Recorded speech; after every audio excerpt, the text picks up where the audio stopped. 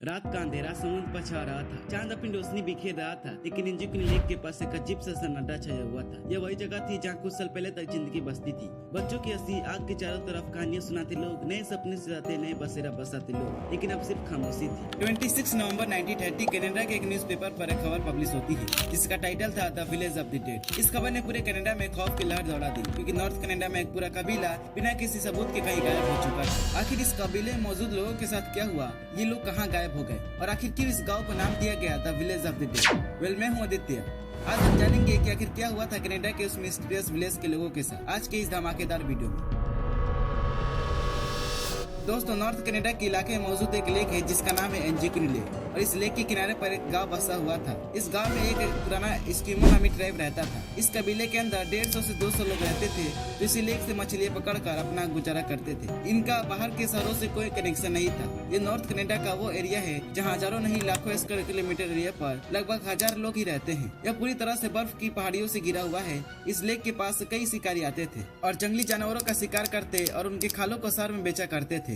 ये नवंबर 1930 का एक ठंडा तरीन दिन था। जो लेबल नामी एक शिकारी इस इलाके में शिकार के लिए आया और शिकार की खोज में आगे बढ़ता जा रहा था, लेकिन उसको एक भी जानवर नहीं मिला। शिकार में वो इतना बिजी हो गया कि उसे पता ही नहीं चला कि कब अंधेरा हो गया। इसलिए उसने एंजिकनी लेक के पास मौजूद इस गांव की तरफ जाने का फैसला किया। वो हर साल इस जंगल में शिकार के लिए आता और इसी बस्ती में वह रात गुजारता था। उसे बहुत अच्छे से मालूम था कि इस गाँव के लोग काफी ज्यादा फ्रेंडली है। वह ऐसे पहले भी 2-3 बार कर चुका था। लिहाजा जो लेबल ने अपना सामान बांधा और एस्किमो ट्राइब की तरफ कदम बढ़ाने लगा। ये एक चांदनी रात थी, लेकिन दूर दूर तक बिल्कुल खामोशी छाई हुई थी। न ही कोई व्यक्ति नजर आ रहा था और न ही किसी की आवाज। वह सिर्फ अपनी कदमों की आवाज सुन पा रहा था। लेकिन जैसे ही उसने उस गांव के करीब पहुंचा, उसे कुछ अजीब सा महसूस हुआ। और जब भी उस बस्ती के करीब पहुंचा तो कुत्तों की भौंकने की आवाजें आने लगती थी, जो बस्ती वाले पार रखे थे। उसे लोगों की बात करने की आवाजें सुनाई देने लगती थी, लेकिन आज ऐसा कुछ भी नहीं था। चारों तरफ केवल सन्नाटा था। न ही किसी इंसान की आवाज सुनाई दे रही थी और न ही कोई व्यक्ति नजर आ रहा था। यह सब महसूस करते हुए जो ने अपनी कदमों की रफ्तार बढ़ा दी। उसको यह लग रहा था कि सारे गांव वाले सो रहे हैं या फिर कहीं गए हुए हैं। वह दूर से ये बस्ती को देख रहा था जिसमें से धुएं उठ रहे थे,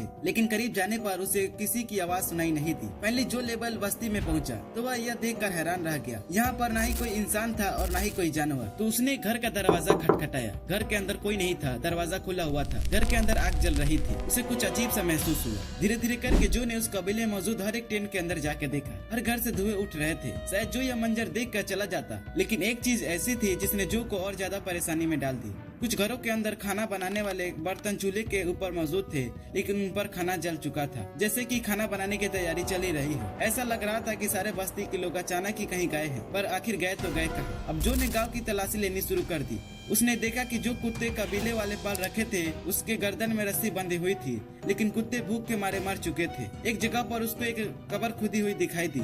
उसको देखकर ऐसा लग रहा था कि इसको खुदे हुए ज्यादा समय नहीं हुआ। यह सब मंजर देखकर जो की परेशानी खौफ में बदल रही थी, वह रात के वक्त यह सब देखकर काफी घबरा चुका था। यह सब देखकर कुछ ऐसा लग रहा था कि यहाँ कुछ अजीब हुआ है। जो यह देखकर काफी देर तक बर्दाश्त नहीं कर सका और जल्द ही इस घटना की सूचना रॉयल कैनेडियन माउंटेन पुलिस को जाकर दी। पुलिस जब गाँव में पहुंची तो जो लेबल ने जो कुछ बताया था वह सच साबित हुआ। पुलिस को लग रहा था कि शायद गाँव वाले पर हमला हुआ है और सारे गांव वाले भाग गए हैं। पर ऐसा होता तो बस्ती में कहीं तो खून के निशानात मिलते, क्योंकि अगर हमला हुआ होता तो दूर से ही आती कोई ट्राइब्स के पैरों के निशान जरूर बने होते, लेकिन ऐसा कुछ भी नहीं था। लेकिन हैरान कर देने वाली बात यह थी कि गांव वाले के एक साथ जाने की पैरों के निशान भी पुलिस को कहीं नहीं मिले। न ही कोई लड़ाई के सबूत और न ही कोई सामान बिखरा हुआ था। यह सब देखने के बाद पुलिस वाले भी हैरान हो गए। पुलिस ने तुरंत गाँव वालों को ढूंढने के लिए एक सर्च ऑपरेशन को शुरू किया, जो करीबन 3 हफ्ते तक चला। इस खोज में गाँव वालों का नाम और निशान भी नहीं मिला। यानी इस बस्ती में जो के अलावा कोई आया नहीं और कोई गया नहीं, तो फिर बस्ती वाले गए तो गए कहाँ। पुलिस को इन्वेस्टिगेशन में ये भी मालूम पड़ा कि ये लोग 8 दिन पहले ही गायब हो चुके हैं,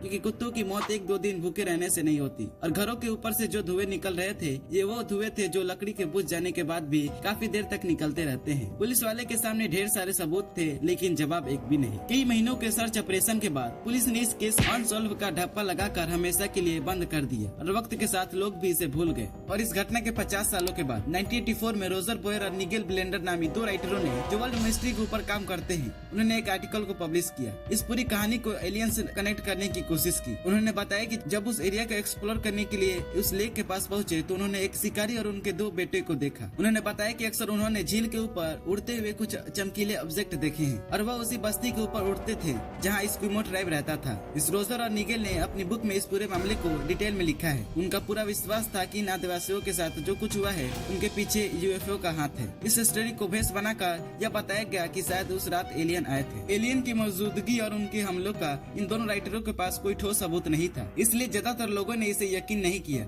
और इस थ्योरी को रिजेक्ट कर दिया। लेकिन सच्चाई यह है कि इस घटना के 100 साल हो गए हैं, मगर आज तक इस सवाल के जवाब किसी के पास नहीं है। यह आज तक एक मिस्ट्री बनी हुई है। आपको क्या लगता है, इस लेक के आसपास मौजूद इन लोगों के गायब होने के पीछे क्या कारण हो सकता है? कमेंट में अपनी राय जरूर दें। यह वीडियो थोड़ी भी पसंद आई हो तो इसे लाइक और सब्सक्राइब करना ना भूलें। मिलते हैं अगले वीडियो में, तब तक के लिए जय हिंद, जय भारत।